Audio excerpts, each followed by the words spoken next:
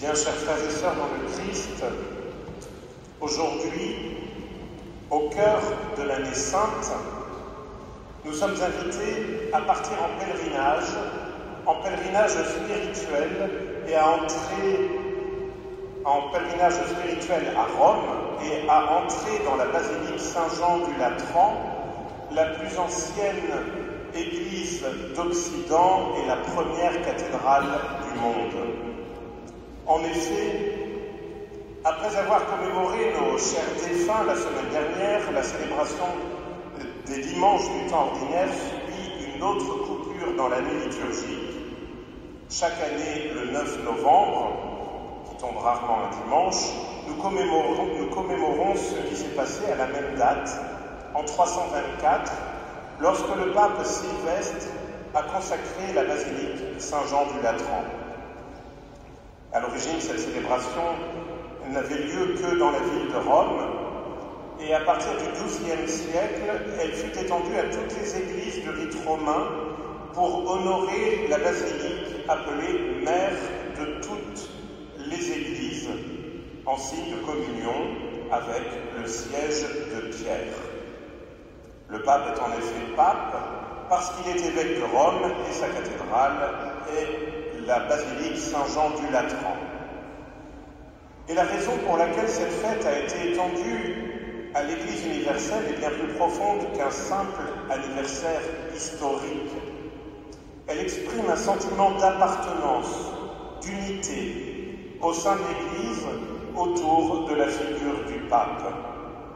Ainsi, cette fête devient aussi, pour nous, l'occasion de parler un peu de l'Église, cette réalité unique si chère aux chrétiens et si souvent haïe par ses adversaires.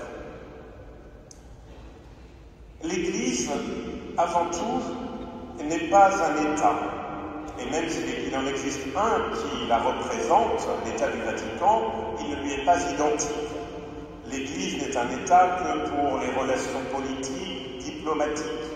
Le charisme de l'Église, la vocation de l'Église, l'essence de l'Église est bien évidemment au-delà de cet État. L'Église n'est pas non plus la somme de ses hiérarchies ecclésiastiques. Par conséquent, tous ceux qui pensent qu'en s'attaquant à la hiérarchie, ils peuvent mettre en péril l'Église ou l'essence même du christianisme, eh bien, ils se trompent totalement. Et tous ceux qui assimilent l'Église au clergé se trompent également. Le clergé est important, mais il est nécessaire, mais ce n'est pas l'Église. L'Église est bien plus grande. L'Église n'est pas non plus un ensemble de structures. Certes, les structures sont nécessaires, mais elles ne peuvent pas se confondre avec la présence de Dieu. De même, l'Église ne peut se confondre avec le royaume de Dieu. Elle en est le signe, l'annonce, la prophétie, mais le royaume de Dieu est infiniment plus grand que l'Église. Enfin, l'Église n'est pas uniquement un ensemble de rites et de liturgies, bien que cela soit essentiel, car la liturgie et l'Eucharistie en particulier est la source et le sommet de toute vie chrétienne.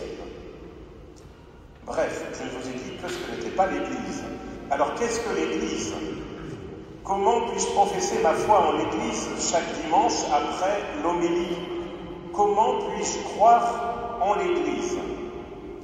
Nous croyons en l'Église pour ce que son nom suggère, une assemblée, un peuple qui se rassemble au nom du Seigneur, qui se souvient de lui et annonce la vie du monde à venir, mais qui se construit déjà ici et maintenant sur la terre.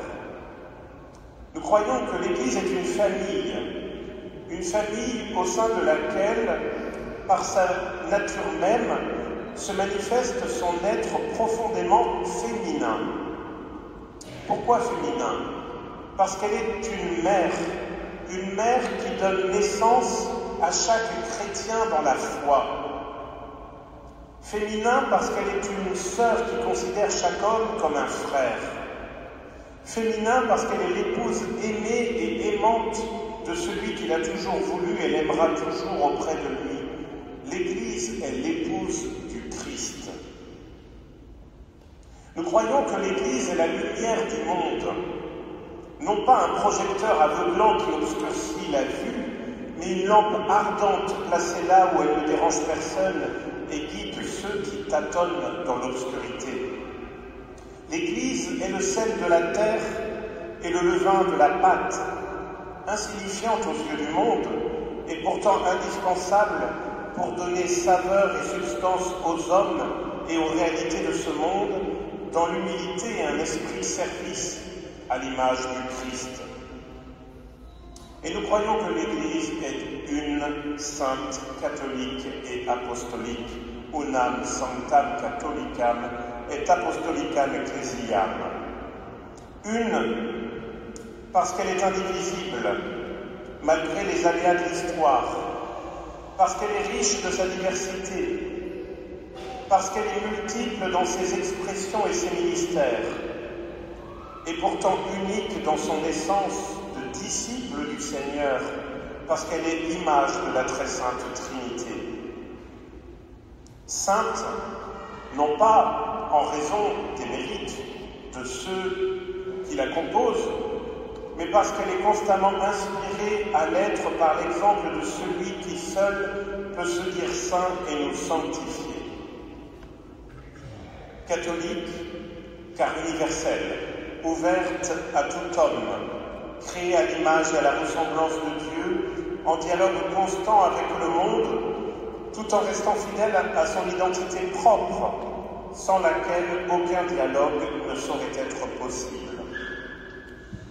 Et apostolique, au sens le plus profond du terme, c'est-à-dire sans cesse envoyé, en mouvement perpétuel, toujours en quête de la vérité, toujours en marche à la suite du Christ, en un mot toujours missionnaire. Alors frères et sœurs, quel bonheur de pouvoir dire que nous croyons en une telle Église. Nous ne pouvons pas être chrétiens seuls. Célébrer la dédicace de la basilique du Latran, la mère de toutes les églises, est pour chaque catholique une raison de se souvenir de l'universalité de l'Église et de sa mission évangélisatrice. Aujourd'hui, l'Évangile nous invite à contempler le cœur du Christ qui veut prier dans le temple, qui veut rencontrer son Père dans la prière pour ses frères. Mais arrivé au temple, il ne trouve pas des gens qui cherchent Dieu, mais des gens qui font leurs propres affaires, leur propre commerce. Les marchands de bétail pour l'offrande des sacrifices, les changeurs d'argent qui échangent de l'argent impur à l'effigie de l'empereur contre des pièces approuvées par l'autorité religieuse pour payer la taxe annuelle du temple, etc. Jésus parle avec son cœur et il dénonce ici l'attitude de ceux qui ont transformé le culte de Dieu en commerce. Le culte est devenu le prétexte pour faire du profit. Jésus attaque l'institution centrale, le temple, symbole du peuple juif et de son élection. Le geste de Jésus est un geste de purification. C'est l'appel au culte authentique, à la correspondance entre liturgie et vie. Ce rappel est valable à chaque époque et encore aujourd'hui pour nous. La liturgie n'est pas une chose étrangère, lointaine. Il doit y avoir une correspondance entre la célébration liturgique que nous vivons et notre propre vie. La constitution du Concile Vatican II sur la Sainte Liturgie, Sacrosanctum Concilium, définit la liturgie comme la source première et indispensable à laquelle les fidèles peuvent puiser le véritable esprit chrétien. Le disciple de Jésus va à l'Église pour rencontrer le Seigneur et trouver dans sa grâce la force de penser et d'agir selon l'Évangile. Nous ne pouvons donc pas nous leurrer en entrant dans la maison du Seigneur et en couvrant par des prières et des pratiques de dévotion des comportements contraires aux exigences de justice, d'honnêteté et de charité. Nous ne pouvons pas remplacer par l'hommage religieux ce qui est dû à notre prochain en retardant finalement notre véritable conversion. Alors durant cette Eucharistie, par l'intercession de la bienheureuse Vierge Marie, demandons au Seigneur de prier avec lui et comme lui, d'enflammer notre cœur pour qu'avec ses paroles, ses pensées, nous puissions nous adresser à Dieu notre Père, nous sentant chez nous dans cette maison de prière qu'est l'Église et dont le Christ est la tête. Amen.